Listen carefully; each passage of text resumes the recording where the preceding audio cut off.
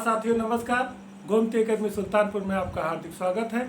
आज हम आपको भारतीय संविधान के भाग 4 नीति निर्देशक तत्व के विषय में आपको बताएंगे। बहुत ही महत्वपूर्ण टॉपिक है, परीक्षा के दृष्टिकोण से भी बहुत ही महत्वपूर्ण टॉपिक है। आप इसको ध्यान से सुनिए। इसमें हम विभिन्न अनुच्छेद उससे कैसे प्रश्न बनते हैं इसकी व्याख्या करेंगे। सबसे पहले आप हमारे चैनल को सब्सक्राइब कर लीजिए, बेल दबाकर ऑल पे ओके कर लीजिए, जिससे सभी नोटिफिकेशन आपको मिलता रहे। शेयर भी करते रहिए। लग जाइए, होली का त्यौहार आप खूब इंजॉय किए होंगे, क्योंकि अब सरकार भी बन चुकी है और शपथ 25 तारीख को हो जाएगा। उसके बाद वैकेंसी शुरू हो जाएगी। पीसीएस की वैकेंसी आ गई है। अब पीसीएस के जून में पेपर होना है, उसके विषय में हम अपना वीडियो 1-2 दिन में आपको देंगे। कैसे कम समय में आप प्री हिट करें उसके विषय में हम आपको बताएंगे, और करंट का भी वीडियो शुरू कर देंगे आपको। तो 2-3 महीने में जो आपका जो 2.5-3 महीने का समय बचा है, रणनीतिक रूप से कैसे पढ़ें कि हमारा प्री हो जाए, इसके विषय में हम आपको एक वीडियो देंगे। आपको जो है हमारे चैनल से जुड़े रहेंगे, पूरा लाभ मिलेगा। और करंट का भी वीडियो हम आपको देंगे। पीसीएस में कैसे जो 35 से 40 क्वेश्चन करंट के आते हैं, किसकी छेद से आते हैं, कहाँ कहाँ से पढ़ना है उसको बताएंगे। और हम आपको डेली जो है कि 25-30 क्वेश्चन 20 क्वेश्चन जो कुछ भी मटेरियल हमको व्यवस्थित तरीके से मिल पाएगा आपको देंगे। तो तब तक हम आपको संविधान का जो हमारा चल रहा है उसके क्रम में हम आपको नीति निर्देशक तत्व के विषय में बताएंगे। इसको ध्यान से आप समझिए। हमारे चैनल को आप सब्सक्राइब कर लीजिए, जिससे सभी नोटिफिकेशन आपको मिलता रहे, आपकी क्रमबद्धता बनी रहे। आज हम भाग 4 जो है भारतीय संविधान भाग 4 3 भाग तक हम आपको बता चुके हैं। हमें आशा है कि आपको पसंद आया होगा। और फिर अगला भाग 4 नीति निर्देशक तत्व के विषय में बताएंगे। तो सबसे पहले आप जान लीजिए कि भारतीय संविधान भाग 4 पे चर्चा करेंगे। इसमें क्या है, तो इसमें सबसे पहले आप जान लीजिए कि नीति निर्देशक तत्व हमने भाग के वीडियो में आपको जितने भारतीय संविधान के पार्ट हैं सबके विषय में डिटेल से बताए हैं। और भाग 4 में नीति निर्देशक तत्व पे स्पेशली आज चर्चा की जाएगी। तो भाग 4 में क्या है, नीति निर्देशक तत्व किस अनुच्छेद से किस अनुच्छेद तक है, यह भी प्रश्न बनता है। तो अनुच्छेद 36 से 51 तक, अनुच्छेद 36 से 51 तक नीति निर्देशक तत्व का स्रोत क्या है, इस पर भी चर्चा हो चुकी है। आयरलैंड, इसका स्रोत क्या है, आयरलैंड जो है। तो कहने का मतलब है कि भाग 4 नीति निर्देशक तत्व अनुच्छेद 36 से 51 तक, इसका स्रोत क्या है, आयरलैंड। तो अब नीति निर्देशक तत्व के विषय में हम जान ले कि क्या है, हमारे संविधान में इसका क्या महत्व है, इसकी क्या उपयोगिता है, क्यों सम्मिलित किया गया है। तो उसके जानने से पहले कुछ कथन जान लेते हैं कि कुछ लोगों ने नीति निर्देशक तत्व के विषय में कथन कहा जो जीएस और टीजीटी पीजीटी के लिए महत्वपूर्ण है। तो कथन में सबसे पहले आप ऑस्टिन का कथन देखिए। ऑस्टिन, जिसको आप लिखते चलिए, क्योंकि परीक्षा में जो है कथन पूछता है कि कौन कथन किसका है। टीजीटी पीजीटी में भी, जीएस में भी यह प्रश्न पूछता है। तो उसमें दिया, ऑस्टिन ने कहा है कि मूल अधिकार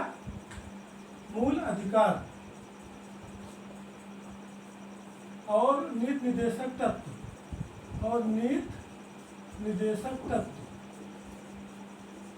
भारतीय संविधान की आत्मा है। भारतीय संविधान की आत्मा है। आत्मा, इसको आप याद कर लीजिए। देखिए, आत्मा जो आया है कि प्रस्तावना को भारतीय संविधान की आत्मा कहा जाता है, हमने आपको बताया है। यदि पूछे डॉक्टर भीमराव अम्बेडकर ने किसे भारतीय संविधान की आत्मा कहा है, तो अनुच्छेद 32 संवैधानिक उपचारों के अधिकार को कहा है। और ऑस्टिन ने मूल अधिकार नीति निर्देशक तत्व भारतीय संविधान की आत्मा है। अगर ऑस्टिन का कथन पूछा जाता है तो उसमें मूल अधिकार और नीति निर्देशक तत्व दोनों शामिल हैं। तो आप ये आत्मा जो भारतीय संविधान की आत्मा से संबंधित प्रश्न बनता है, अगर भारतीय संविधान की आत्मा पूछा जाए प्रस्तावना लगाइए। भीमराव अम्बेडकर के अनुसार पूछा जाए तो संवैधानिक उपचारों का अधिकार लगाइए। और मूल अधिकार नीति निर्देशक तत्व दोनों को पूछा जाए तब आप ऑस्टिन का लगाइए। और केटी शाह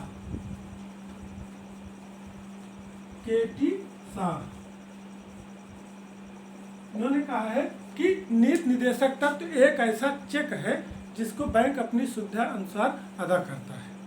ये आप याद कर लीजिए कि केटी शाह का कथन है कि नीति निर्देशक तत्व एक ऐसा चेक है जो बैंक अपनी सुविधा अनुसार अदा करता है। ये 2 स्टेटमेंट आपको परीक्षा के दृष्टिकोण से काफ़ी महत्वपूर्ण है।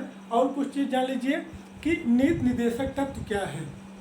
नीति निदेशक तत्व क्या है ये समझ लीजिए कि भारतीय संविधान का बेस है। क्या है? भारतीय संविधान का बेस है, मतलब आधार है।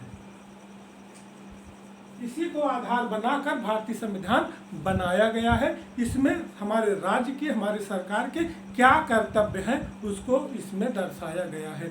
मुख्य रूप से समझिए हमारा जो संविधान है, जो हमारा 25 भाग का संविधान बना हुआ है, वह किस बेस पर टिका हुआ है? वह हमारे नीति निदेशक तत्व पर, हमारे नीति निदेशक तत्व पर टिका हुआ है कि नीति निदेशक तत्व भारतीय संविधान का आधार है, मतलब भारतीय संविधान का बेस है। जो राज्य सरकारें कार्य करती हैं वो इसी के आधार को मानकर अपना कार्य करती हैं, और सरकार का कर्तव्य भी यही है कि नीति निदेशक तत्व का जो इसमें दिया गया है उसका पूरा पालन करें, इसमें किसी तरह की कोई विसंगति ना है। अब इसमें एक चीज़ और जान लें कि यदि इसमें किस तरह के विचार हैं, तो इसमें जो है 3 तरह के विचार हैं। 3 तरह के विचार हैं। कभी कभी प्रश्न पूछता है कि नीति निदेशक तत्व में गांधीवादी, उदारवादी, इस तरह के जो प्रश्न बनता है कि सामाजिक इस तरह से क्या उसके आधार हैं, क्या बेस हैं, इसको दिया गया है। तो इसमें सबसे पहले समाजवादी विचार। समाजवादी विचार, समाजवादी विचार, इसका मतलब है कि जो इसमें लोक कल्याणकारी योजनाएं हैं, जितने भी योजनाएं जो हमारे जनता का प्रत्यक्ष रूप से लाभ देने वाली योजनाएं हैं, सब समाजवादी विचारधारा से प्रभावित योजनाएं हैं। दूसरी गांधीवादी विचारधारा से, गांधीवादी विचार से प्रभावित योजनाएं। तो कुछ योजनाएं जो गांधीवादी विचार से हैं, जैसे कुटीर उद्योग हमारे हो गए, सहकारी समितियां हो गई, ग्राम पंचायत गठन हो गया, शैशवावस्था की देखभाल हो गई, और पशु की रक्षा, पर्यावरण की रक्षा, जो इस तरह की योजनाएं नीति निदेशक तत्व में है वो सब गांधीवादी विचारधारा से प्रभावित योजनाएं हैं।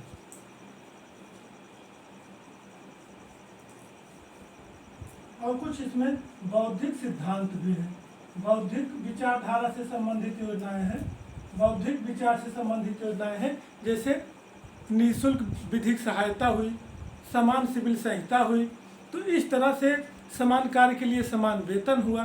तो इस तरह की जो विचारधाराएं हैं वह जो है बौद्धिक विचारधाराएं से हैं। तो हमारा जो नीति निदेशक तत्व है वो 3 तरह के विचारों से प्रभावित है। समाजवादी, जितनी भी कल्याणकारी योजनाएं सरकार द्वारा नीति निदेशक तत्व से संचालित कराई जा रही हैं वह समाजवादी विचारधारा है, जिससे हमारा ग्राम पंचायत, कुटीर उद्योग, शैशव काल और शिशु, पशु, पर्यावरण सबका रक्षा हमारी गांधीवादी विचारधाराएं हैं। समान नागरिक संहिता, समान विधिक सहायता और समान कार्य के लिए समान वेतन, ये बौद्धिक विचारधाराएं हैं। तो इस तरह से ये हमारे नीति निदेशक तत्व रहा। और इससे संबंधित मुख्य बातें रही किस अनुच्छेद से किस अनुच्छेद तक नीति निदेशक तत्व है और किसमें किस बातों का वर्णन किया गया है, और इसमें किस तरह से प्रश्न बनते हैं कि क्या क्या विचार है गांधीवादी, बौद्धिक, समाजवादी। सब समाजवादी में क्या आता है आप जान रहे हैं, लोक कल्याणकारी योजना गांधीवादी में क्या आता है और बौद्धिक में क्या आता है। उसके बाद मुख्य रूप से क्या है कि हमारे संविधान का यह जो है बेस है, आधार है। इसी पर राज्य सरकार या जो है कि सरकार और राज्य, केंद्र सरकार, राज्य सरकार कुछ भी व्यवस्था बनाती है वो नीति निदेशक तत्व के दायरे में काम करती है। यह राज्य का कर्तव्य है। यह कहने का मतलब है कि राज्य का क्या कर्तव्य है और किस आधार से वह कार्य करे, इसमें बताया गया है। इसमें एक चीज़ और है कि यह न्यायालय द्वारा वाद योग्य नहीं है। एक जो महत्वपूर्ण प्रश्न बनता है कि क्या नीति निदेशक तत्व न्यायालय द्वारा वाद योग्य है, यह वाद योग्य नहीं है। वाद योग्य नहीं है कहने का मतलब है, जैसे अभी हम आपको मूल अधिकार नीति निदेशक तत्व में अंतर बताएंगे तो और स्पष्ट हो जाएगा। जैसे मूल अधिकार है, यदि आपका हनन होता है तो आप न्यायालय में जा सकते हैं, लेकिन यदि सरकार इसका पालन नहीं कर रही है, आज नहीं कर रही तो कल करेगी, परसों करेगी, और उसके पास संसाधनों का अभाव है तो और ज़्यादा टाइम लेगा, तो आप न्यायालय नहीं जा सकते हैं। मतलब मूल नीति निदेशक तत्व वाद योग्य नहीं है। मतलब कहीं कहीं लिखा आता प्रवर्तनीय नहीं है। इसका भी एक मतलब जान लीजिए कि यह न्यायालय द्वारा लागू नहीं किया जा सकता है, लागू नहीं किया जा सकता है। तीनों चीज आप स्पष्ट करके चलिए। कथन कारण में पूछता है, कथन दे देगा कि नीति निर्देशक तक न्यायालय द्वारा बाध योग्य है, यह न्यायालय द्वारा लागू नहीं किया जा सकता है। तो आप ये गलत और सही इस तरह के इससे प्रश्न बनते हैं। तो आप इतना जानिए कि यह न्यायालय द्वारा बाध योग्य नहीं है, प्रवर्तनीय नहीं है, अर्थात न्यायालय द्वारा लागू नहीं किया जा सकता है, क्योंकि यह कर्तव्य है, अधिकार या जो है राज्य का कर्तव्य है किस तरह कार्य करें। अभी आगे मूल कर्तव्य आएगा कि व्यक्ति के क्या कर्तव्य हैं, वह आपको मूल कर्तव्य मिल जाएगा। तो मूल अधिकार आपके अधिकार हैं, मूल कर्तव्य आपके कर्तव्य हैं, लेकिन नीति निर्देशक तक राज्य को अपने दायित्व का कैसे निर्वहन करना है वह इसमें बताया गया है। तो आइए हम चलते हैं, इसके जो विभिन्न अनुच्छेद हैं उस पर चर्चा कर लेते हैं। देखिए अनुच्छेद 36 से अनुच्छेद 51 तक, अनुच्छेद 36 से 51 तक इसमें जो है मूल अधिकार नीति निर्देशक तत्व के विषय में बताया गया है। तो इसमें सबसे सब अनुच्छेद पर चर्चा कर लेते हैं, फिर हम आपको लास्ट बताते हैं कि कौन कौन सा आपको याद करना है। बस क्योंकि सब याद करने की जरूरत नहीं है, बस इम्पोर्टेंट याद रहेगा तो आपका काम हो जाएगा। अनुच्छेद 36 परिभाषा, तो जैसे मूल अधिकार में 12 में दिया परिभाषा, वैसे 36 में राज्य की परिभाषा से संबंधित है, बहुत इम्पोर्टेंट नहीं है। अनुच्छेद 36 परिभाषा, राज्य की परिभाषा जो भाग 3 में दी गई है उसी परिभाषा से संबंधित है। अनुच्छेद 37, इस भाग में अंतर्निष्ठ तत्वों को लागू होना। यह देखिए, इस भाग में अंतर्निष्ठ तत्वों का लागू होना यही है कि यह न्यायालय द्वारा बाध योग्य नहीं है, न्यायालय द्वारा लागू नहीं किया जा सकता, न्यायालय द्वारा परिवर्तनीय नहीं है। यह इसमें अनुच्छेद 37 में है। इसको हम आपको बता चुके हैं कि इसमें जो तत्व हैं वो राज्य के कर्तव्य हैं, राज्य अपने कर्तव्य का पालन करे। यह नीति निर्देशक तत्व में दिया गया है, क्या क्या कैसे करना है। यदि कोई सुविधा जो राज्य के नागरिकों को मिलनी चाहिए, यदि वह नहीं दे पा रहे हैं तो संसाधनों के अभाव में तो कुछ टाइम बाद वो दे सकते हैं, उसके लिए कोई व्यक्ति कोई संस्था न्यायालय नहीं जा सकती है।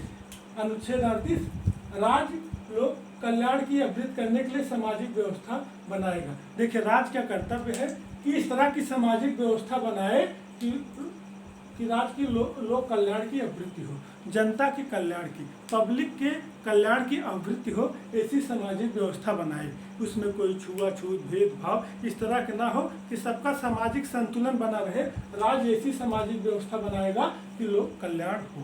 अगला, राज्य द्वारा अनुसरणीकृत नीति निर्देशक तत्व।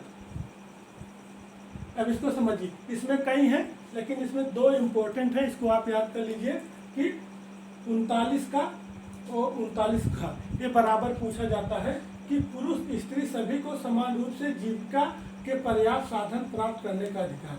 कि जो पुरुष स्त्री हैं, जितने महिला पुरुष हैं, कोई भी किसी भी धर्म जात वंश किसी कहीं के भी हो, सबको समान रूप से जीविका के पर्याप्त साधन मिलने का अधिकार है। यह राज्य का दायित्व है, सबको प्राप्त कराए। अगर प्रश्न बनता है कि सामान्य न्याय निःशुल्क विधिक सहायता किसमें है, तो ये भी यही हो गया। अगर बन गया कि समान न्याय और निःशुल्क विधिक सहायता किस अनुच्छेद में है, तो 39 का ही लगाइए, क्योंकि 39 का में कहा गया है कि पुरुष स्त्री सभी को समान रूप से जीविका के पर्याप्त साधन प्राप्त करने का अधिकार, सभी को पर्याप्त साधन प्राप्त करने का अधिकार है। राज्य कर्तव्य है सबको उपलब्ध कराए। यह कहता है कि सामान्य न्याय और निःशुल्क विधिक सहायता इसमें है, तो 39 का ही आपका सही होगा। ये भी आप समझते चलिए, कभी कभी इस तरह प्रश्न बन जाते हैं तो आप कंफ्यूज हो जाता है कि कहाँ से है। अगला, समान कार्य के लिए समान वेतन, स्त्री पुरुष सबको समान कार्य के लिए समान वेतन।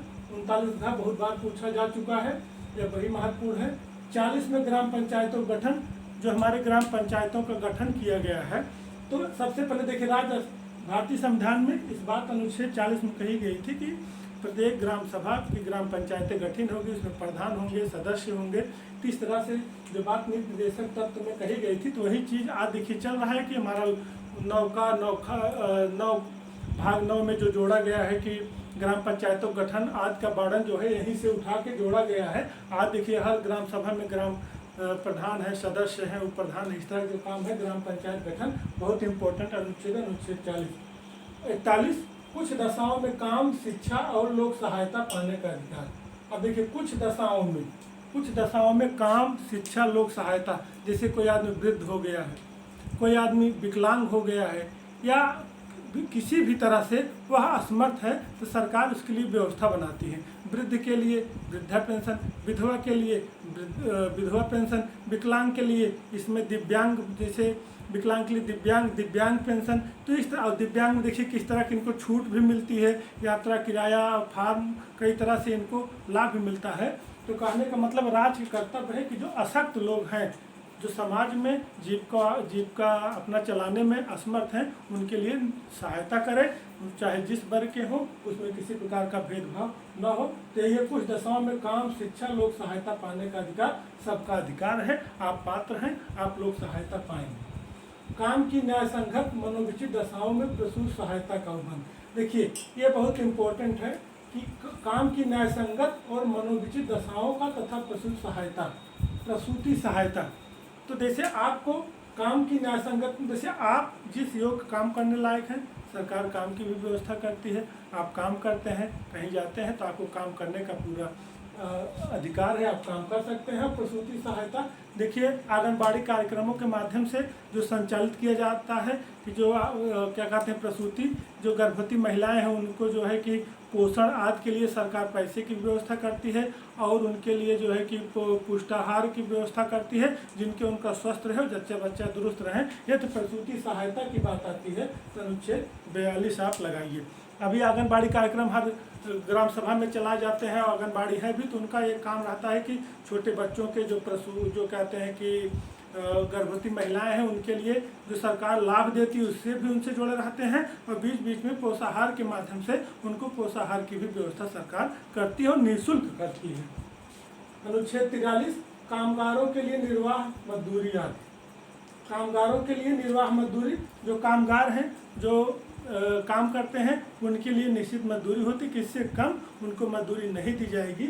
इसके लिए सरकार ने कर्तव्य है कि इसके लिए सिस्टम बनाए और लोगों को लाभ मिले। इसमें दो है, इसमें जो है कि 42वें संविधान संशोधन 1976, देखिए इसमें उद्योगों के प्रबंध में कामगारों को भाग लेना। तो जो उद्योग हैं उसमें कैसे कामगार रहेंगे, उसमें बच्चे नहीं रहेंगे, या जो है कि जिनका जो सही रूप से कार्य नहीं कर सकते हैं, उनको भी उद्योगों का नियम होता है को किसको रखें और किस स्तर से काम कराएं। इसकी व्याख्या इसमें की गई है कि 42वें संविधान संशोधन 1976 द्वारा जोड़ा गया है कि उद्योगों में जो काम करेंगे उनके लिए क्या शर्त होगी, जिससे उनके जीवन को लाभ, जीवन में किसी तरह का उससे समस्या ना आए, उसके लिए उन्होंने इसकी व्यवस्था की है। और सहकारी समितियों की वृद्धि 97वां संविधान संशोधन एक्ट 2011 द्वारा जोड़ा गया है। सहकारी समितियां, देखिए सहकारी समितियां जोड़ा गया है, सहकारी समितियां एक भाग भी बन गया है। तो सहकारी समितियों की वृद्धि, इसकी भी व्याख्या नीति निर्देशक तत्व में की गई है। तो कहने का मतलब यह है कि भारतीय नीति निर्देशक राज्य कैसा, हमारा संविधान किस हिसाब से चल रहा है, सबकी चीज़ आपका एक दर्पण यहाँ आपको मिल जाएगा। तो सहकारी समितियाँ, या भी PCS में या किसी और पेपर में पूछा भी गया था कि सहकारी समितियाँ की वृद्धि किस में है, 43 का ख इस तरह दिया था, कोई पेपर था उसमें जो है इस तरह का आया था, तो उसमें तो 43 घा होगा। अभी हमको लगता है PCS के पेपर 1-2 साल के पेपर में है, और एग्जैक्टली हमको नहीं याद आ रहा है कि किस सन के पेपर में था, लेकिन वो पेपर में हमने सॉल्व किया था, उसमें दिया था कि सहकारी समितियों के विषय में 43 खा। तो 43 का खा। अब 44 नागरिकों के लिए समान सिविल संहिता, ये भी बहुत इम्पोर्टेंट है। नागरिकों के लिए, भारत के जो नागरिक हों चाहे जिस राज्य के हों, सब के लिए एक कानून होगा। देखिए अभी समान सिविल संहिता की बात चल रही है, अभी यह पूरा रूप से लागू नहीं हो पाया है कि समान सिविल संहिता वाला, अभी एक ही राज्य गोवा है कि समान सिविल संहिता कहाँ लागू है, गोवा में, यह प्रश्न आता है। लेकिन अभी देखिए कि बीजेपी सरकार के द्वारा जो इस तरह की बात अभी चल रही थी, भी फाइनल नहीं हो पाएगा। अगर कानून बन जाएगा तो पूरे देश में एक कानून होगा, चाहे वो जो हो, सबके लिए एक व्यवस्था होगी। तो नागरिकों के लिए समान सिविल संहिता, इसमें अभी काम चल रहा है, सरकार इसके लिए सक्रिय है। गोवा जो है ऐसा राज्य है जहाँ पर समान सिविल संहिता लागू है। अगला 6 वर्ष से कम आयु के बच्चों के बालावस्थिक देख रेख और शिक्षा। ये जो शैशवावस्था पूछता है कि शैशवावस्था यही है, शैशवावस्था की अगर शैशवावस्था की देख रेख या उनकी शिक्षक व्यवस्था किस अनुच्छेद में है तो 45। 6 वर्ष से कम आयु बच्चा वही शैशवावस्था माना जाता है। तो अगर पूछे 6 वर्ष से कम आयु बच्चों की शिक्षा या देख रेख किस अनुच्छेद में है तो अनुच्छेद 45। यदि कहे कि शैशवावस्था में बच्चों की देखभाल आपके वर्णन किस में है तो अनुच्छेद 45। इसका भी वही आंगनबाड़ी के माध्यम से जब बच्चा गर्भवती माँ के पेट से बाहर आता है तो आंगनबाड़ी में उसको तरह तरह के पोषाहार आदि की व्यवस्था की जाती है, सरकार द्वारा उस तक पहुँचाया जाता है। तो यह अनुच्छेद 45 में है। अनुच्छेद 46 SC ST अनुसूचित जात अनुसूचित जनजाति अन्य दुर्बल वर्गों के शिक्षा और संबंधी हितों में अभिवृद्धि। जो अनुसूचित जाति हैं, जो अनुसूचित जनजाति हैं या समाज का कोई भी वर्ग जो दुर्बल वर्ग की श्रेणी में है उसके लिए सरकार व्यवस्था करेगी। देखिए तरह तरह की योजनाएं सरकार SC ST या अन्य दुर्बल वर्गों के लिए चलाती रहती है। यह सरकार का दायित्व है, सरकार का कर्तव्य है। अनुच्छेद 47 पोषाहार स्तर जीवन स्तर को ऊंचा करने के लोग सुधार स्वास्थ्य सुधार। देखिए पोषाहार स्तर कि लोगों में जीवन यापन अच्छे तरीके से हो, उनका जीवन सुचारू रूप से चले, वो कुपोषित ना हो, इसके लिए तरह तरह की योजनाएं सरकार द्वारा चलाई जाती है। उनको पोषाहार दिया जाता है और जीवन स्तर को ऊंचा उठाने के लिए लोग स्वास्थ्य की सुविधाएं भी तरह तरह देखिए मेडिकल टीम आती रहती है, उनको स्वास्थ्य जांच होता रहता है, फ्री में दवाई मिलती रहती है। इस तरह के कार्यक्रम सरकार द्वारा चलाए जाते हैं। और 48 कृषि पशुपालन का संगठन, ये भी बहुत इंपॉर्टेंट है। अगर पूछता है कृषि पशुपालन के विषय में जो सरकार कार्यक्रम है वो अनुच्छेद 48 में है। कृषि और पशुपालन के विषय में पूछता है अनुच्छेद 48 और 48 का 42वें संविधान संशोधन 1976 द्वारा जो है पर्यावरण वन जीवों का संरक्षण। जो हमारा पर्यावरण है, जो हमारा प्रकृति की, जो हमारे पेड़ पौधे जो कुछ भी है हमारे पर्यावरण के दायरे में जो कुछ भी आता है, जो हमारे वन हैं, जो वन्य जीव हैं, इनकी संरक्षा भी राज्य सरकार करता है। देखिए ये कोई क्षेत्र घोषित कर देगा, उसमें फूल पत्ती भी आप नहीं तोड़ सकते हैं। वन है, वन क्षेत्र घोषित कर दिया जाता है, वन अधिनियम भी आते रहते हैं। और वन्य जीवों का संरक्षण देखिए सेंचुरी क्षेत्र हो गया, जैसे कतनिया घाट हुआ, दुधुआ हुआ, इस तरह के बहुत से जो अपने प्रदेश में देश में रन कर रहे हैं उनकी सब व्यवस्था सरकार करती है। अगला राष्ट्रीय महत्व के स्मारकों स्थानों वस्तुओं संरक्षण। जो राष्ट्रीय हमारे हेरिटेज हैं, राष्ट्रीय महत्व के स्मारकों स्थानों वस्तु संरक्षण, जिसको राष्ट्रीय स्मारक घोषित कर दिया, जैसे लाल किला हुआ, ताजमहल हुआ, तो इस तरह से जितने भी राष्ट्रीय स्मारक हैं, जिसको जैसे आपके इलाहाबाद का आनंद भवन हुआ, तो इस तरह से बहुत से स्थान है जिसको राष्ट्रीय महत्व या हमारा हेरिटेज घोषित कर दिया जाता है। हेरिटेज घोषित कर दिया जाता है, उसकी व्यवस्था की जिम्मेदारी कौन ले लेता है? सरकार। तो कहने का मतलब राष्ट्रीय स्मारक जो भी हमारे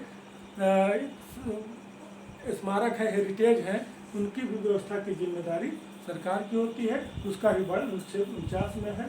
अनुच्छेद 50 कार्यपालिका न्यायपालिका का पृथक्करण, ये बहुत पूछा जाता है। अनुच्छेद 50 कार्यपालिका न्यायपालिका का पृथक्करण। और अनुच्छेद 51 अंतर्राष्ट्रीय शांति और सुरक्षा। अंतर्राष्ट्रीय शांति और सुरक्षा का वर्णन हमारा अनुच्छेद 51 में कभी कभी पूछ लेता है। भारतीय विदेश नीति का वर्णन किस अनुच्छेद में है, तो भी आप अनुच्छेद 51 लगाएंगे। अब आते हैं इसमें आपको याद कहाँ कहाँ करना है। सबसे पहले आप देखिए पार्ट वाइज अगर आप देखते हैं कि 50, 51, इसको दोनों आप याद कर लीजिए पार्ट वाइज। 50, 51, 50 कार्यपालिका न्यायपालिका का पृथक्करण और 51 अंतर्राष्ट्रीय शांति और सुरक्षा। तो इस तरह से जब आप जो है 50, 51 याद कर लेंगे, दोनों ही बहुत महत्वपूर्ण है। तो आप 40 के बाद आ जाएंगे, या यहाँ से शुरू से आप देख लीजिए कि आपको यहाँ आप याद करने की जरूरत नहीं, यहाँ करने की जरूरत नहीं, यहाँ भी आप देखिए। आप 39 का समझिए, सबको समान न्याय विधिक सहायता, समान कार्य समान वेतन, ग्राम पंचायत 40, 41 कुछ दशाओं में काम, शिक्षा, लोक सहायता पाने का अधिकार, काम की न्याय संगत मनो प्रसूति सहायता याद कर लीजिए 42, और कामगारों की निर्वाह मजदूरी मतलब 43 का और खा, मतलब उद्योगों में काम करने और सहकारी समितियाँ 43 का और खा। कहने का मतलब है 39 का खा, 40, 41, 42, 43 का खा। अब उसके बाद आपको 44 नायकों के लिए समान सिविल संहिता, 45 शैशव पूर्व मतलब 6 वर्ष से कम आयु बच्चों की शिक्षा के विषय में, 46 अनुसूचित जाति जनजाति के या अन्य पिछड़े वर्ग की जो सहायता, पोषाहार जीवन स्तर 47 और 48 आपका बहुत महत्वपूर्ण है कृषि पशुपालन। तो आप इसको जोड़ कर अगर आप पढ़ेंगे कृषि पशुपालन 48, उसके बाद हमारा पर्यावरण वन वन्यजीव ये 48 का, और राष्ट्रीय महत्व जो हमारे हेरिटेज हैं ये हमारे 49 में। तो ये रहा नीति निदेशक तत्व का वीडियो। यह जो है कि बहुत ही महत्वपूर्ण है, सीधे अनुच्छेद से प्रश्न बनता है और इसमें से जो है आपकी परीक्षा के दृष्टिकोण से महत्वपूर्ण है। इसको जो है आप पढ़िए। हम आपको जो है भारतीय संविधान का एक एक भाग आपको अच्छे से बताएंगे। पीसीएस का पेपर का समय नज़दीक आ रहा है, हम कैसे स्ट्रेटजी पूर्ण तैयारी करें हमारा प्री हो जाए, और उसके लिए भी हम अपना वीडियो 1-2 दिन में आपको देंगे और करंट का भी वीडियो देते रहेंगे जिससे आपको बहुत लाभ मिले। जय हिंद।